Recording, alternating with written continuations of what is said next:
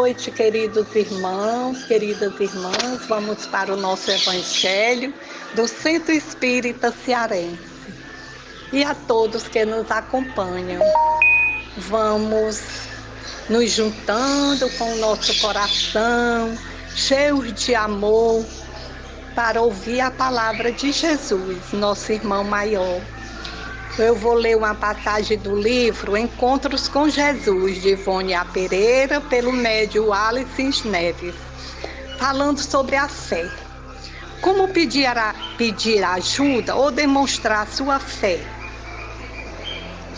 Se tivesse consciência da sua fé e dos dons celestes, das virtudes vivas ainda adormecidas em suas almas, também de oferecer com propriedade as sublimes claridades do Evangelho, a fim de favorecerem e estimularem a cura maior, aquela que transforma, aquela que leva à transformação da alma. Porém, é necessário o amadurecimento, se conservasse o mínimo de fé. E ele continua a todos os participantes, propôs-lhe indicasse as diferenças entre as duas lições de fé que lhe oferecera. A primeira, pedi e obterei, buscai e acharei, batei e abri-se-vos-á. A segunda, se tiveres fé como um grão de mostarda, direis a este monte, passa daqui para acolá, e ele passará, nada vos será impossível. Então João ficou pensando e se levantou e falou das intenções de que deveria acontecer. A primeira lição se refere à fé na providência divina, a certeza de que ele, como pai, pode atender.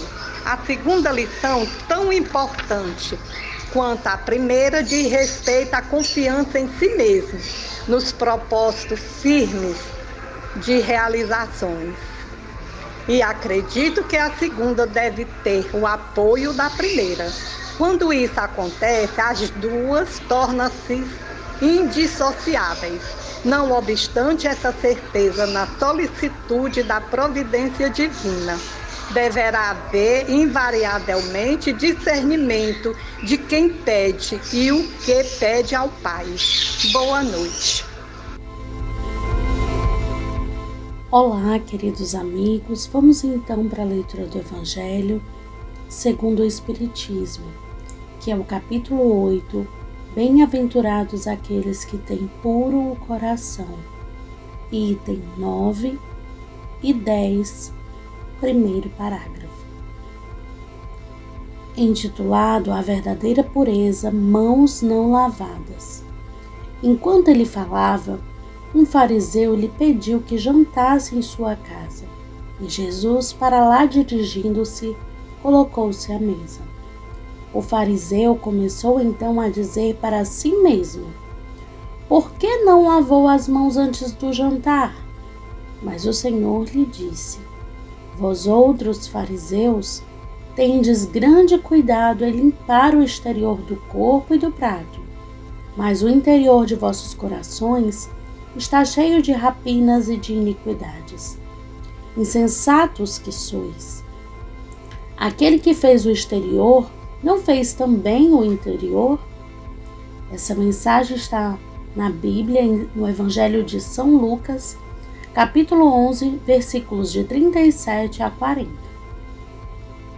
Os judeus haviam negligenciado os verdadeiros mandamentos de Deus, para se apegarem à prática dos regulamentos estabelecidos pelos homens e dos quais os observadores rígidos faziam caso de consciência. O fundo, muito simples, acabara por desaparecer sob a complicação da forma. Como era mais fácil observar os atos exteriores do que se reformar moralmente, lavar as mãos do que limpar o seu coração, os homens se iludiram e se acreditaram quites para com Deus, porque se conformavam com essas práticas, permanecendo como eram, porque se lhes ensinava que Deus não pedia mais do que isso. Por isso, o profeta disse: é em vão que este povo me honra com os lábios, ensinando máximas e ordenações humanas. Vamos refletir a respeito de alguns pontos da leitura do Evangelho. E aí buscaremos entender quais eram as mensagens que Jesus gostaria de nos passar com as suas palavras.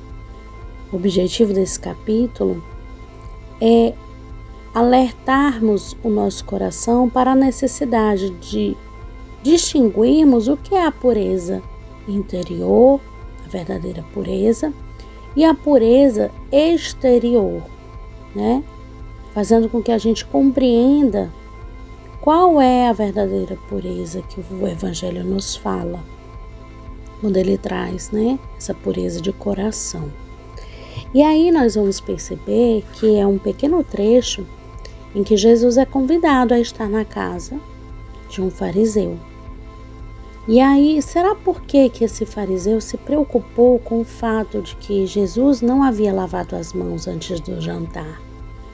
Os fariseus naquela época, eles ainda não se preocupavam com os verdadeiros mandamentos de Deus e com as coisas verdadeiras do Espírito. Eles ainda valorizavam muito as aparências, os regulamentos terrenos, os códigos de conduta. Tudo isso estabelecido pelos homens. E os homens acabaram criando uma forma de se portar e se tornaram escravos dessa forma. Porque isso trazia à tona todo aquele sentimento de orgulho que os caracterizava. Então, para eles, os fariseus, era mais fácil a prática dos atos exteriores do que buscar a sua reforma moral, a sua reforma interior.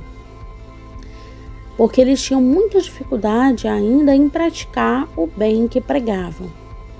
Então, vemos que essa dificuldade que nós temos ainda de sermos bons, generosos, de sermos puros de coração, nos acompanha ainda até os dias de hoje. E que devemos buscar, né, segundo o Evangelho nos orienta, nos esforçar para vencer em nós ainda. A advertência de Jesus, né, ela nos revela que enquanto nos preocuparmos com as aparências exteriores, o nosso coração estará esquecido, cheio de ódio, cheio de maldade, de orgulho, de vaidade, que precisam ser cuidadas, ser tratadas, serem convertidas.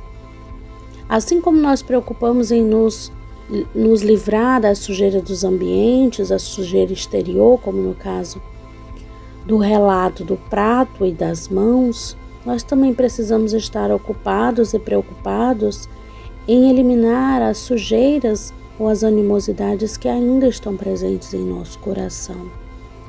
Isso não quer dizer, meus irmãos, que devemos desprezar todos os atos de higiene que praticamos, as nossas condutas morais, né, de preservação da nossa própria integridade, da nossa higiene.